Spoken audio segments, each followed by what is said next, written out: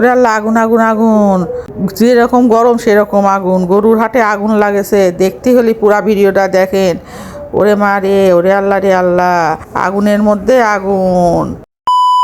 Hello দর্শক, আসসালামু আলাইকুম। এই যে সুন্দর সুন্দর ভিউগুলো দেখতেছেন, এইগুলো যাচ্ছি কোথায়? আওতাপাড়া হাট। আমাদের পাবনা থেকে একটু দূরে আওতাপাড়া হাট। কেন যাচ্ছেন জানেন? গরু কিনতে।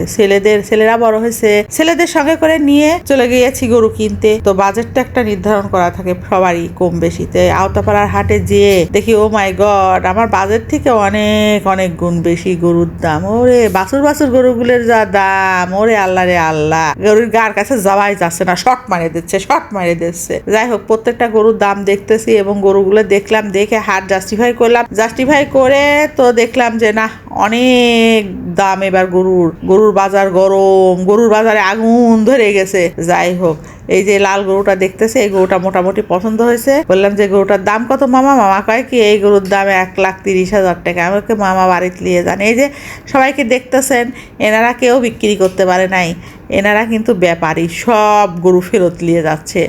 আর ক্রেতারা আশেপাশে সব দাঁড়ায় দেখতেছে, দাম বলে সবাই দাঁড়িয়ে আছে। এখন আওতাপাড়া হাট থেকে চলে যাব ফার্মে। কিছু ফার্ম আমরা দেখব, ফার্মের গরুগুলো কেমন দাম হয়। প্রত্যেকটা ফার্ম ঘুরে দেখব যে ফার্মের গরুগুলো এখন কেমন দাম হয়। তো হাট থেকে বের হয়ে আসতে এতটা কষ্ট, আর হাটে এত বালু দিয়েছে, আর কি বাতাস, চোখে মুখে বালু যাচ্ছে। যে আমরা ফার্মে কিন্তু অলরেডি চলে আসছি। এই যে ফার্মওয়ালারা কি বলছে আর মারে, এতই মিথ্যা কথা বলতে জানে, আল্লাহ রে আল্লাহ। ওনারা বলে যে ইনারা হাতে পালা গরু, কিন্তু না, আমাকে একজন বললো ওনারা গরু কিনে নিয়ে আসছে, বাসা বাড়ি থেকে নিয়ে এসে ওনারা ব্যাপারী যে হাটে তোলে নাই, ফার্ম মতো করে নিয়ে ওখানে বিক্রি করতেছে। এই যে কুট্টি একটা গরু দেখতেছেন, মনে হয় 2 মণ কি 1.5 মণ কি 2.5 মণে হবি গোস্ত। এই গরুর দাম চাচ্ছে 1,35,000 টাকা। আমি কই কি, বাবা রে বাবা। ওনার ওয়াইফ এসে করছে যে গরু আমি নিজে হাতে পালেছি, কিন্তু আশপাশে তো একটা বাড়ির একটা দরজা একটা জানলা না, অনেকগুলো দরজা জানলা। এই যে এই সাদা গরুটার কথা বলতেছি, অনেকগুলো দরজা জানলা থাকে। সবাই বলতেছে যে না, ওনারা কিনে নিয়ে আসে, ওনারা হলে ব্যাপারী। গরুটার দাম চাচ্ছে, দেখেন কি গরু 1,30,000 টাকা দাম চাচ্ছে।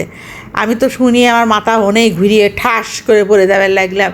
তারপর আবার আর একটা ফার্ম একটু ঘুরে দেখি এখানে তো আবার বাজেটের বাহিরে, দ্বিগুণ বাহিরে একটা গরু 1,65,000 লাগাতেছে সব ব্যাপারীরা।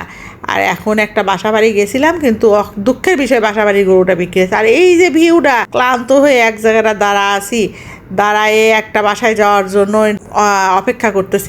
এক মুরব্বি চাচার সাথে যাব, যেহেতু সেই জন্য আমরা সবাই একত্রিত হব, সেই জন্য দাঁড়ায় আসি। দাঁড়ায় থাকতে গলাটা শুকায় গেছে। কিছুটা সময় বললাম যে কিছু খাওয়া যাক। বেবি আবার আলুর চপ, বেগুনি সব এগুলো নিয়ে আসলো, কিন্তু আলুটা খুব একটা বেস্ট এন্ড বেটার ছিল না। বেবি তো খাচ্ছে, সেই মজা করে বসাচ্ছে, আর ভাইস্তিরাও বসাচ্ছে। আমি তো খাইবার পারলাম না, কারণ আলুর চপটা এই যে মন খারাপ করে দাঁড়ায় আছি। কিনতে না পারলে যেমন মনটা খারাপ হয়, আসলেও তাই। কিনতে না পারে মনটা অসম্ভব রকম খারাপ করে দাঁড়ায় আছি যে কি হবে।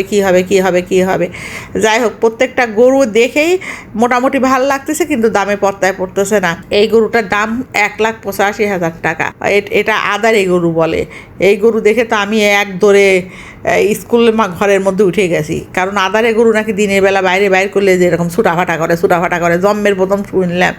এখন আরও কয়েকটা বাসা বাড়ির দেখবো, কারণ এইগুলো অ্যাকচুয়ালি কোনো ব্যাপারীর হাতে যায়নি, এইগুলো বাসায় আছে। কারণ বাসার থেকে গরু কিনা অনেক রিজনেবল প্রাইস হয়, আমি এটা শুনেছি।